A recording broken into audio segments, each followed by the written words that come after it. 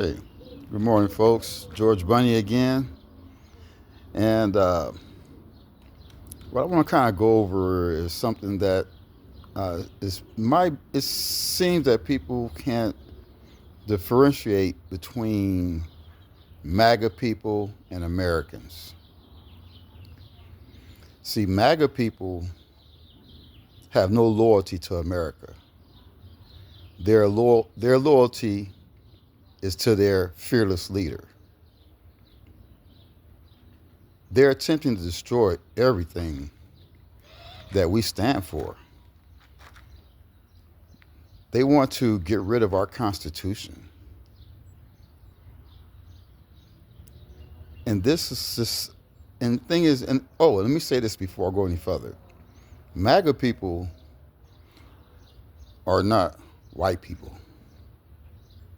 MAGA people, they're majority white, but you have black, Asians, Latin people who have the same belief, the same ilk.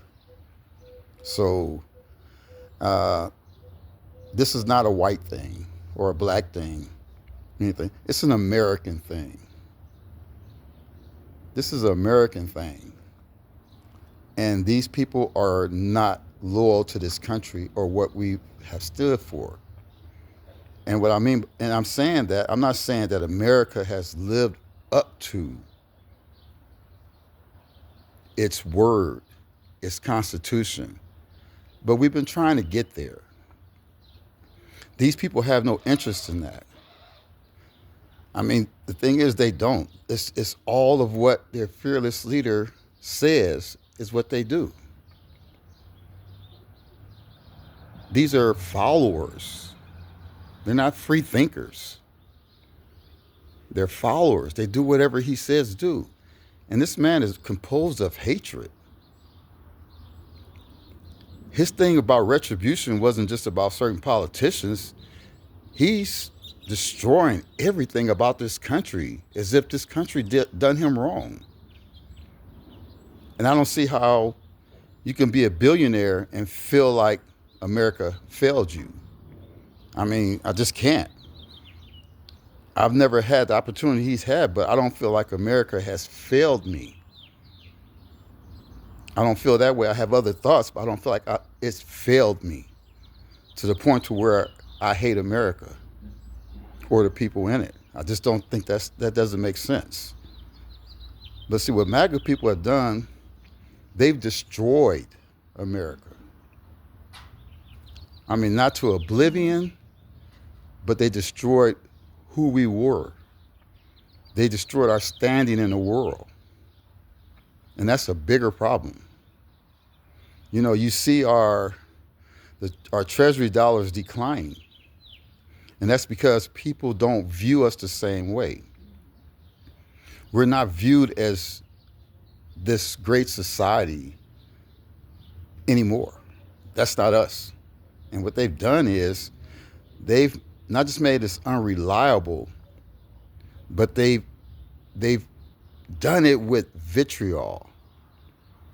I mean, how can the Vice President of the United States go on national media and call the Chinese people peasants? Here's a man that came from a broken home, didn't even know who his father was. He's lucky to be in the situation that he's in. He was a peasant, a nobody, a bastard. But he wants to call the Chinese people and people of honor, integrity, and morals peasants.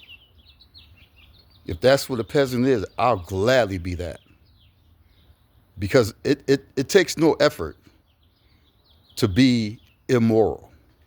It takes no effort to be hateful. That doesn't take effort. It's your effort to be the best person that you can be, to work on who you are. That's where the effort comes in. That's where, you know, to get along with people. I mean, that's where your effort comes in. That's where you build yourself. I mean, the idea should be that as an individual, that you get better each day. Whether it's a big thing or a small thing, you become a better person. I mean, I'm sorry. You can't claim that you're Christian and love God when you have hate in your heart. You know, you're bullshitting yourself. And that's probably that's where the hate comes in, because you have no real identity of who you are as a person. We're not meant to follow other men down their paths of destruction, but MAGA people have. And yes, MAGA has destroyed America. At some point, we'll rebound, but what is it going to be? 5 years, 10 years, 20 years till we can show the world that we can be trusted again, that we're reliable people, that we're moral people, that we have integrity? I mean, look what these people did.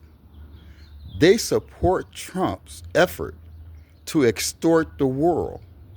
Make no mistake about it. Those tariffs were a means to use extortion to get other countries to compensate for our $36 trillion debt that we made. Those other countries don't owe us that. They don't owe us that.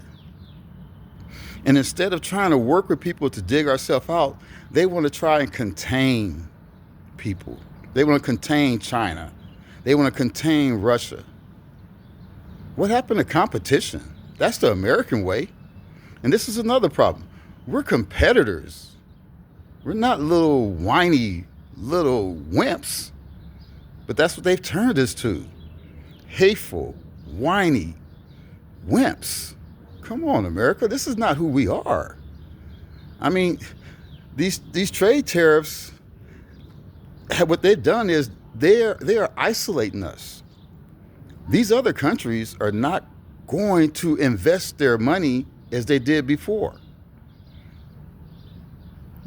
Even once this whole trade tariff and situation is over, we still are not going to reclaim the glory we had. We will not even get back to where we were before he took office. We're going to be far behind. We left all our morals, our integrity, and everything when we joined this man to extort the world. And make no mistake about it, it is extortion.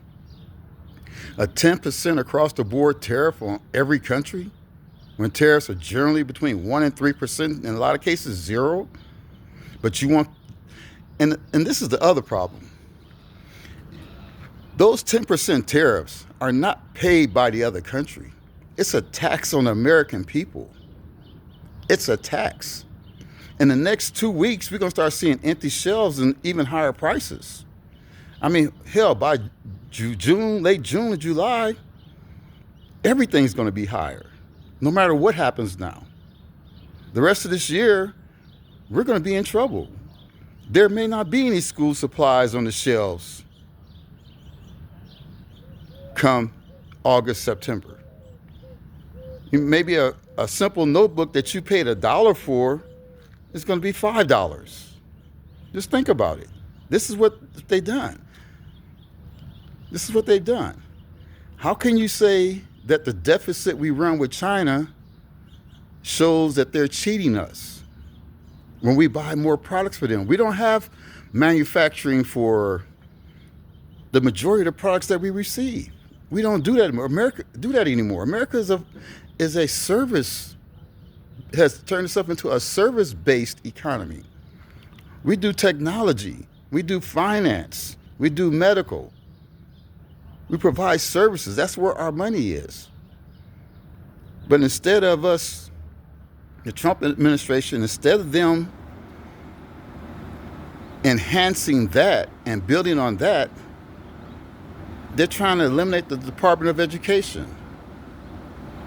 Well, how are we going to be technological giants if we can't read? I mean, the sad thing is 21% of Americans can't read at all. 53% read at a 4th grade level. So where does taking away the Department of Education enhance our ability to grow in the future?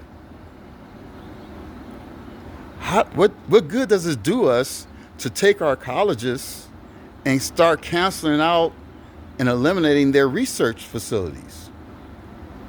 Hell, there's a foreigner, and I don't know his name now, but I know that he's in detention right now. But he's one of the leaders in cancer research studies. But he came here to work, and he's been in detention now like over a month. I think it's 3 months now. I'm not sure, but I know he's in detention. So how is it that we're going to grow and we're going to be this industrial complex, or regain our status or maintain our status in the world if we have a bunch of dummies doing it? I mean, look where we are now. It's a bunch of dummies. I'm sorry. And I won't even call them dummies. It's almost like crazies. Not dummies, but crazies. Because if you can lie to the American people with no problem and just tell a bald-faced lie and jerk them around while you're screwing them, look at the farmers. They believed Trump was going to be their answer. Why, I don't know, because 5 years ago he did the same thing and they went bankrupt. And here they are again. Now they're going to be bankrupt with no government subsidies. You almost have to imagine, is he trying to bankrupt them so major corporations could buy their farms, their farmland? Are they on the chopping block not knowing it? You got to really think about this. This is something to really think about. During Trump's inauguration, there were nothing but billionaires on the stage behind him. It was Elon Musk, Tim Cook, Mark Zuckerberg, Jeff Bezos. That's who his loyalty and alliance is with. It's not to America, it's to money. And I'm just sorry, MAGA people, you thought that you were going to be exempt from what he was doing. But what you fail to understand is that rich people are not concerned with your problems. Rich people don't give away money. That's why they're rich. Never in the history of the world has it been where rich people just give their money to poor people to make them better. No, they'll give you money if you make them more money. If you can't make them money, you get nothing. But this is where we find ourselves. And like I say, MAGA, you guys are the death of who we are. Look at all the racism. Right now, we're not the United States of America. We're the divided states of America. We're divided by race, by class, by finance. And not that that's something that exists everywhere, but here it's public. It's pushed out. It's in other words, it's like we push that. We push that division. So I don't know where people believe that as a divided country we can win. We can't even win a war. If we go into a conflict. Just think about this. We go into a conflict. We have a divided army. Who's going to actually believe that they can trust their commanders, especially if you're a minority? If you're black, if you're Hispanic, or you're Asian, and you're given a difficult task to perform that might end up in your death or hurt, or you being hurt, are you going to actually do that? Would a group of black soldiers be so gung-ho as it is normally because we're all one military, to go save or go fight to save a group of white veterans or Latin veterans. Think about it. Look how you've done that. You can't win that way with no trust, even in your military. This trust and this trust and division that you guys are causing here in the country. Well, that's our defense, and I know that because I'm a veteran. I'm a veteran, so I know that it's about trust. You have to trust that the orders you're given are not for you to be a sacrifice. You have to trust that the orders that are given are coming from competent people, not people who are sending military information over unsecure platforms. So the enemy's waiting for us when we get there because of a signal chat. But that's what we got, the head of our Department of Defense. Are we going to trust that? An alcoholic? A liar? How would military personnel trust that there's proper decisions even coming out of this complete White House? This is a big problem that people are not thinking about. Not only that, the bigger problem is we've lost our standing. America's been destroyed. We're immoral. We're greedy. We're arrogant. We're condescending. And we're racist. We're racist. How can we maintain that type of racist stature? I mean, you got to look at it. European Americans, white people, period, are only 23% of the world's population. Why are we fighting that? 77% of the world are people of color. They're either Asian, black, Hispanic. That's 77% of the world. Why are we fighting these people? Why are we trying to contain their lives instead of trying to compete with them?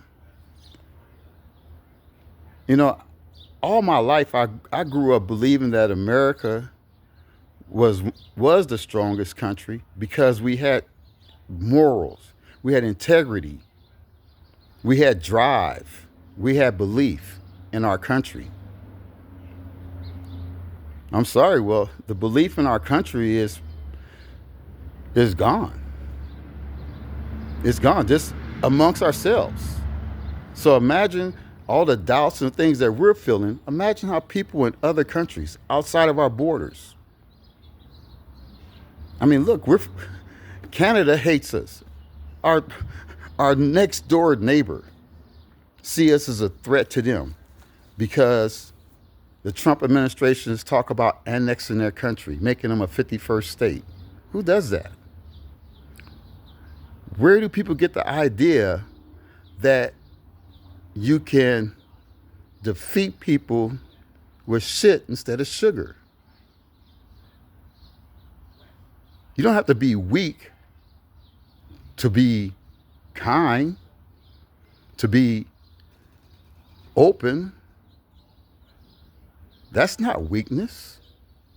Because you care is considered weakness.